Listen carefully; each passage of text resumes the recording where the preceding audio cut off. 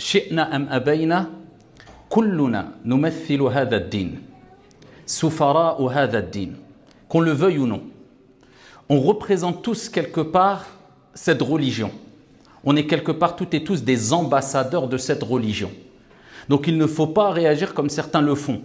Je fais ce que je veux, peu importe, ça me concerne moi, je ne suis pas imam. Eh bien nous répondons à ces personnes, eh bien tu rêves, ça serait trop facile.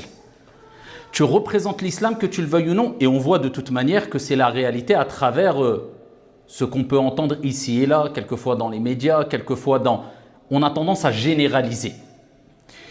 Et ici, quand on généralise, c'est parce que beaucoup n'ont pas compris, qu'on le veuille ou non, c'est comme ça. On représente une communauté, une religion.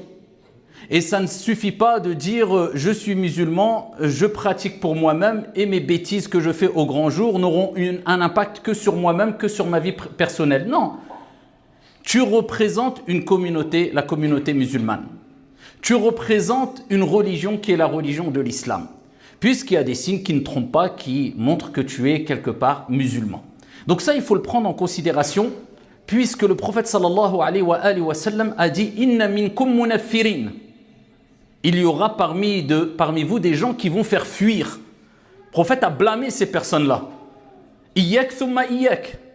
Méfie-toi de faire partie de ces personnes-là qui devront se tenir au jour de la résurrection devant leur Seigneur tabaraka wa ta'ala pour répondre aux plaintes de personnes, peut-être par dizaines, peut-être par centaines. Et dis si tu veux, aujourd'hui à travers les réseaux sociaux, à travers tout ce qu'on peut transmettre facilement sur les réseaux, rendre des comptes devant des millions de personnes. Des gens qui se tiendront peut-être devant Allah en disant